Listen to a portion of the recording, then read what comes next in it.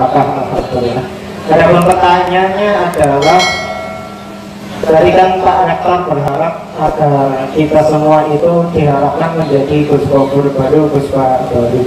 Pertanyaan saya, dengan wajah-wajah yang seperti ini, kemudian dengan sistem yang seperti ini, berapa persenkah kesempatan kita untuk seperti panjenengan?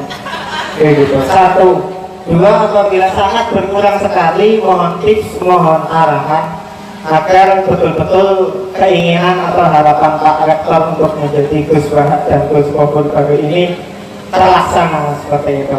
Wassalamualaikum warahmatullahi wabarakatuh. Assalamualaikum warahmatullahi wabarakatuh.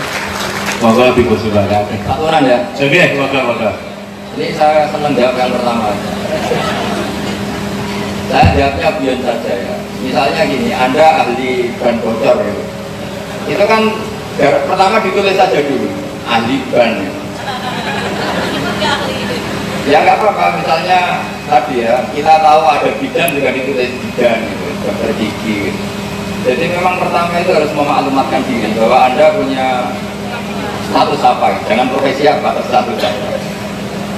Nah kalau Anda misalnya dikhawatirkan dianggap itu ambisi atau lete atau sombong, gampang saja. Saya ini alami itu di Jogja. Misalnya saya meskipun di Jogja kota intelektual, saya tetap baca Bukhari, baca Jalalain, baca Nasir juga. Akhirnya orang itu tahu kalau saya ngaji Jalalain kemana. Nah kadang-kadang alumni pondok itu enggak masang pelang ya tidak. Harusnya kan ditulis ahli takrik, medium. Itu saja. Ahli hikam, enggak atam, itu saja. Atau kalau enggak ya siap menyalurkan orang yang ingin mondok, karena saya pernah mondok di sarang. Siap ngantar.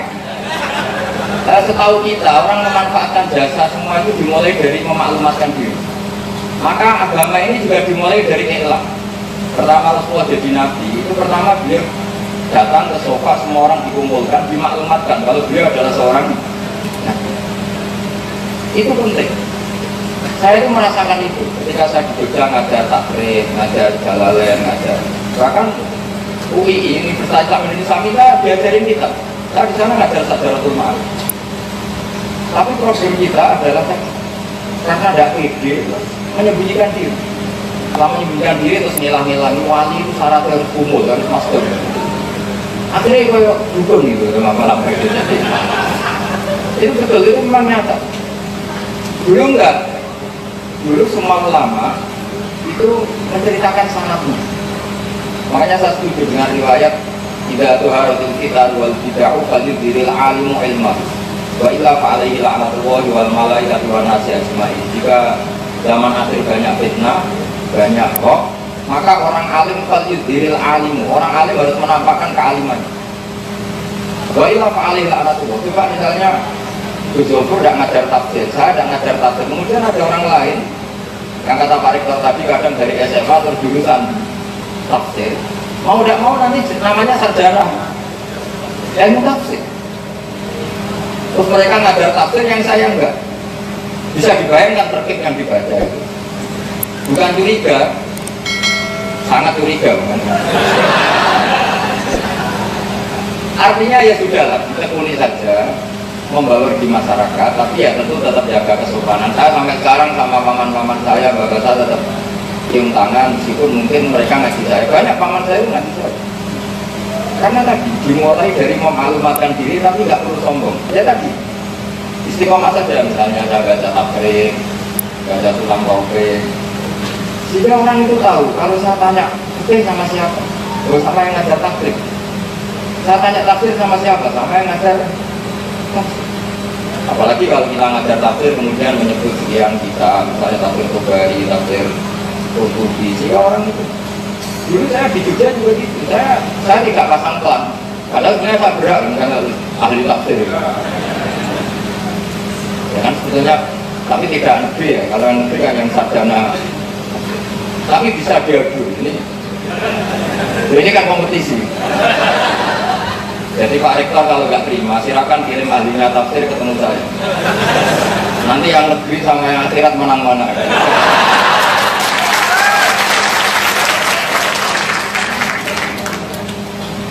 bukan urusan menang dan kalah, tapi itu bagus kan kalau ada kompetisi, ada munafasah, ada kompetensi. Nanti kalau yang biji rektor ya menang yang dari AIN, tapi kalau yang biji malaikat Jibril pasti menang saya.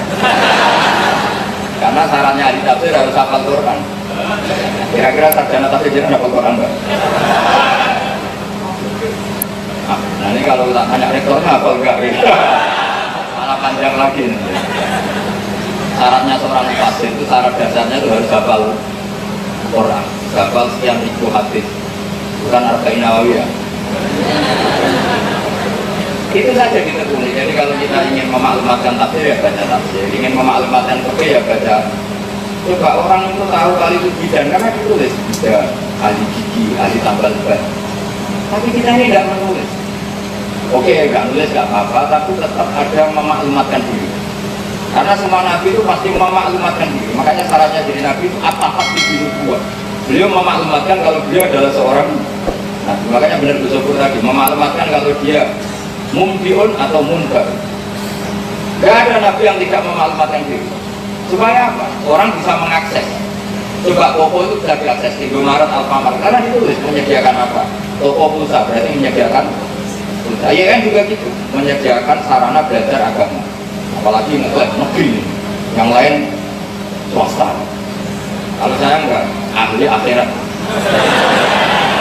Jadi kalau kalian ingin tanya cara mati yang benar, tanya ke saya. Tak beri tik mati yang benar. Jadi tak beri klasmen. Mati pilihan terbaik pas sujud.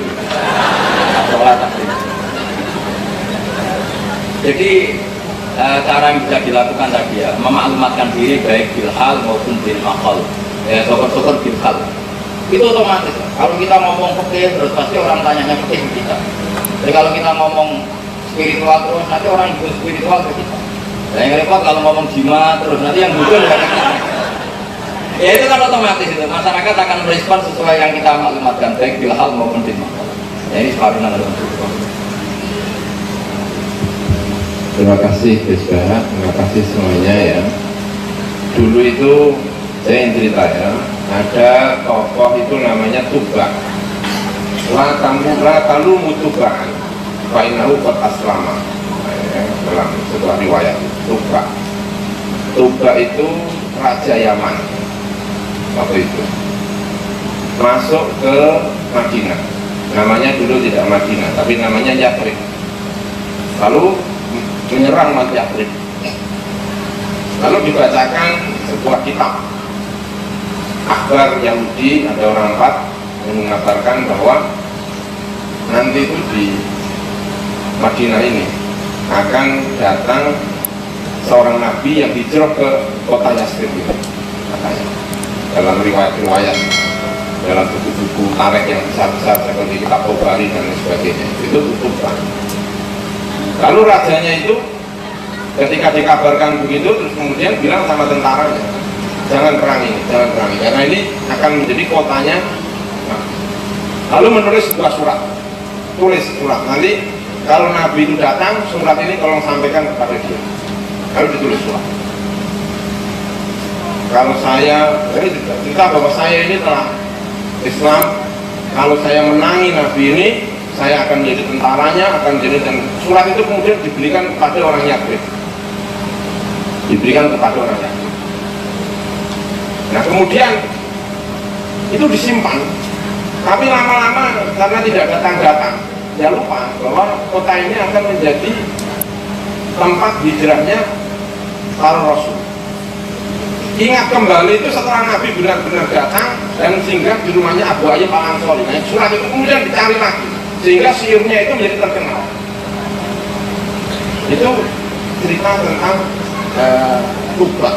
Artinya bahwa Nabi Muhammad itu sebetulnya jauh-jauh hari itu sudah banyak yang memprediksi, sehingga banyak yang kemudian yang masih ingat itu banyak yang memberi nama anaknya itu Muhammad dengan harapannya semoga anak saya ini jadi nabi. Dan ternyata yang justru berharap itu nggak jadi nabi. Nah yang namanya Muhammad yang nggak berharap itu justru jadi nabi. Jadi saya agak kecewa dengan yang pesimis tadi itu. Jangan-jangan dia yang akan menjadi ulama besar, karena tidak nyangka kalau dia jadi ulama besar. Jadi maksudnya wajahnya kayaknya nggak pantas jadi bilang, oh itu kayaknya nggak ada yang pantas jadi ulama. Tuh, tidak ada satupun nabi yang merasa ketika kecil jadi nabi, itu nggak ada. Justru kalau merasa kecil jadi nabi itu pastikan itu nggak mungkin jadi nabi. Jadi berbahagialah kalian semuanya karena tidak merasa jadi ulama, insya Allah jadi ulama gitu ya. Jadi jangan melihat casingnya, jangan melihat ini, tapi insya Allah akan banyak tumbuh ulama-ulama besar di kampus ini. Amin ya robbal. Jadi saya kira gitu. Terima kasih.